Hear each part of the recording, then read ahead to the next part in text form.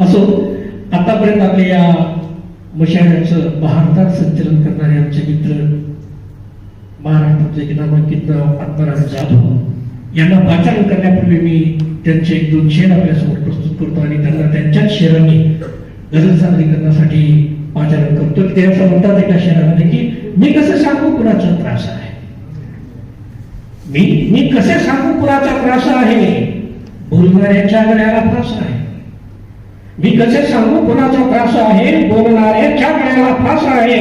आणि का फुगेवालाच विकतो त्या फुग्याला, का फुगेवालाच विकतो त्या फुग्याला, ज्या फुग्याच्या आत त्याचा श्वास आहे, ज्या फुग्याच्या आत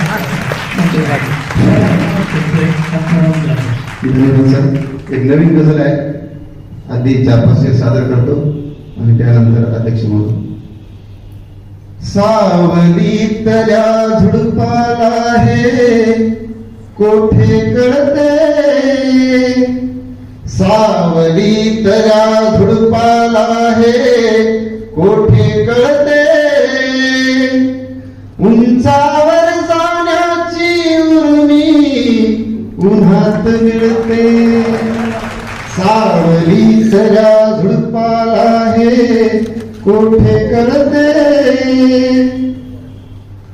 भेटीची हुरहुर असोवा विरह वेदना, भेटीची हुरहुर असोवा विरह वेदना, हळव्या व्यक्तीला हळवे पण कायम छळते, सावलीतल्या झुडपाला हे कोठे कळते. आणि शेर बघा. चंद्र म्हणाला मला स्वतःचा उजेड नाही, चंद्र म्हणाला मला स्वतःचा उजेड नाही, सूर्य म्हणाला ज्याचे जळते त्याला कळते.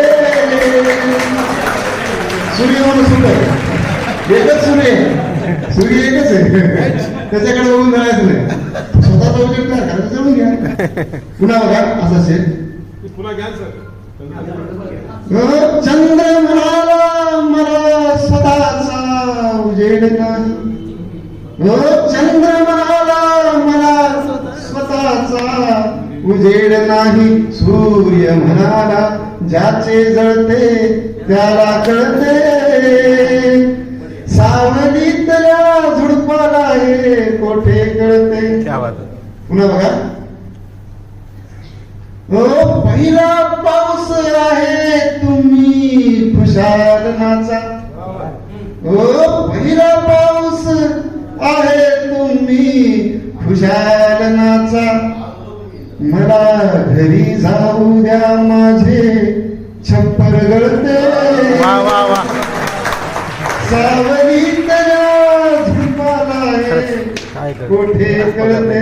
आम्हाला घरी जायचे. शेर बघा. रस्त्यावरचे रक्त वेचण्या कुणीच नाही,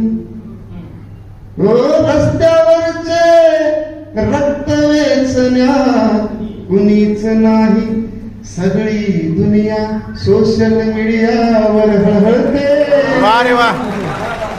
सावलीतल्या झुडपाला हे कोठे कळते. आणि शेर बघा.